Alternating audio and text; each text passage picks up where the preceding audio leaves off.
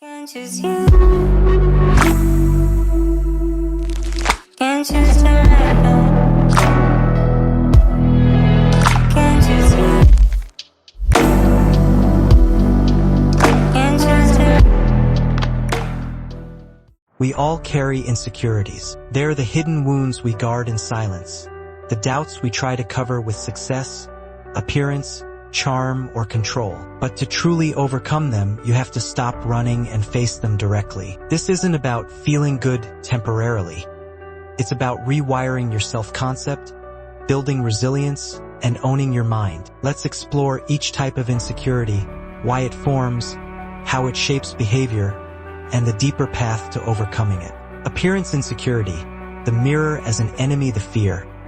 I'm not attractive enough to be loved, respected, or desired. This insecurity is deeply rooted in shame, not just about beauty but about visibility. You feel like being seen is a risk. It comes from growing up in a world that constantly evaluates your worth by your looks, whether from bullying, media, social media, or even family.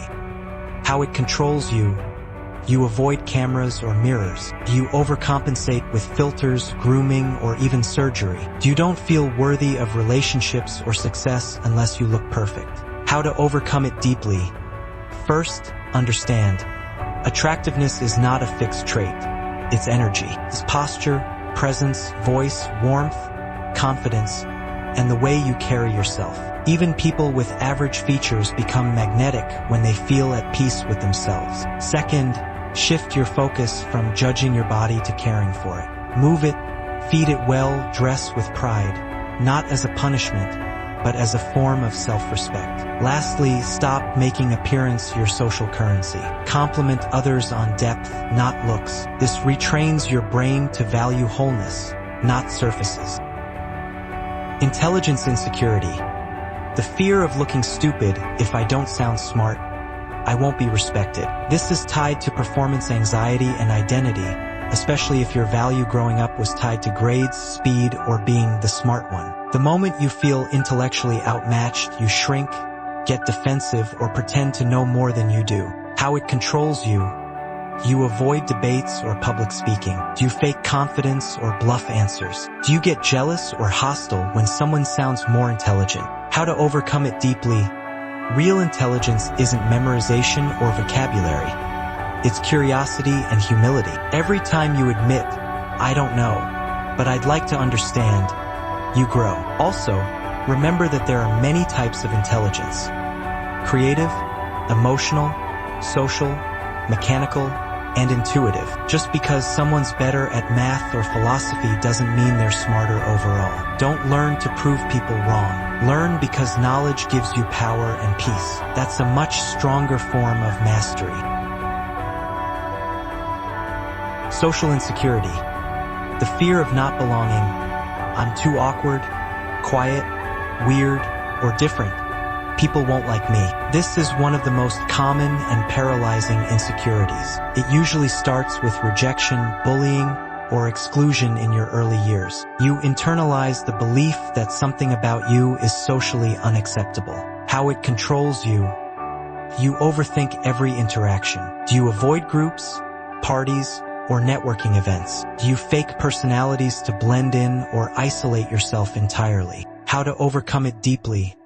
Start by noticing this. You're likely judging yourself far more than anyone else is. Most people are focused on their own image, not yours. Next, practice authentic micro-expression. Don't try to be the life of the party, just say what you actually think in small ways. That builds real social strength over time. Also, remember, silence is not awkwardness. It's often confidence. You don't need to fill every space with noise. People are drawn to those who are comfortable with being. Success or status insecurity.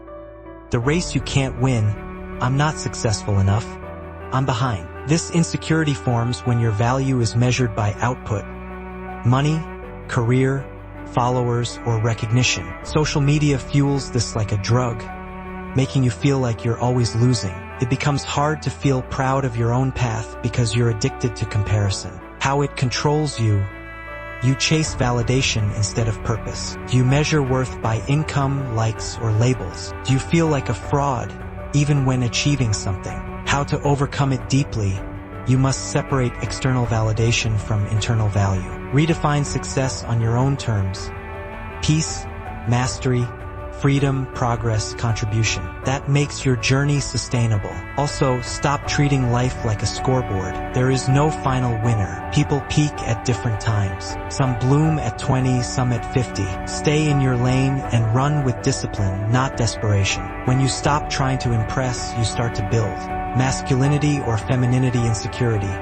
Performing instead of being. I don't fit the mold of what a real man or woman should be. This shows up in subtle ways. A man afraid of being seen as too soft. A woman afraid of being too independent or assertive. It's born from cultural conditioning and internalized roles that suffocate your natural expression. How it controls you. Do you suppress emotions? Men or opinions, women? Do you try to seduce, dominate, or fit into roles? Do you constantly feel like you're not enough? How to overcome it deeply. Start by burning the script. There is no one way to be a man or a woman. These are not cages. They're energies that you express uniquely. A strong man can be gentle. A powerful woman can be vulnerable. True confidence is when you don't need to perform. Ask yourself, what feels real to me? Follow that, not the expectations of others. Emotional insecurity. The fear of feeling too much. If I show emotion, I'll be weak, or I'll get hurt. You may feel like your emotions are dangerous, shameful, or uncontrollable. This often comes from childhood environments where expressing sadness or fear was punished or ignored. How it controls you. You hide vulnerability. Do you numb emotions with distractions, substances, or detachment? Do you fear closeness or push people away? How to overcome it deeply.